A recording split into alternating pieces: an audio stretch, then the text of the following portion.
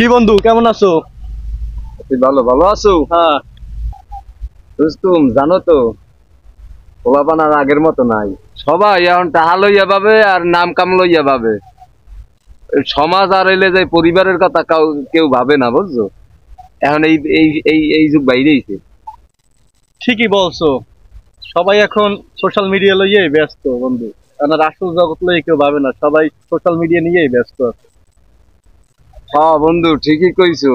আজকাল পোলাপান হইয়া লইয়া ভাবে না, যা দেখলাম। ঠিকই বলছো বন্ধু।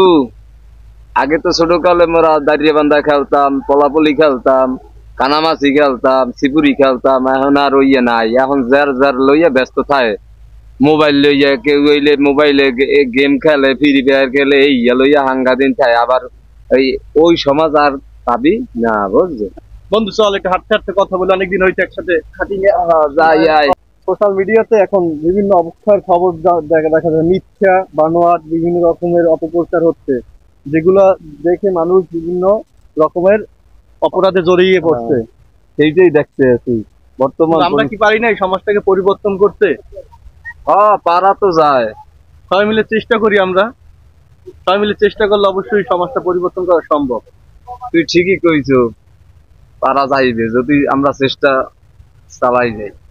আমরা সবাই মিলে যতটা যার পক্ষে সম্ভব, মোরা যদি ছোট ছোট কামের পদক্ষেপ আজকে এখন নিই, তাহলে সমাজটা এখনই গড়িয়ে তোলা। ছোট ছোট ভালো কামের মধ্যে মোরা সমাজটারে পরিবর্তন করতে পারবো। তাহলে আজকে থেকেই আমরা শপথ করি প্রতিদিন একটা ছোট ছোট ভালো কাজ করব এবং সমাজটাকে আমরা সুন্দর এবং চেষ্টা করব সুন্দর করার। আসুন আমরা সবাই মিলে আগামী প্রজন্মের জন্য একটি সুন্দর সমাজ গঠনের জন্য সবাই চেষ্টা করি। আসুন আমরা সবাই মিলে প্রকল্প মিডিয়ার সাথে থাকি এবং সবাই আমাদের জন্য দোয়া করবেন, আমরা যেন ভবিষ্যতে সমাজের জন্য কিছু করতে পারি। আল্লাহ হাফেজ।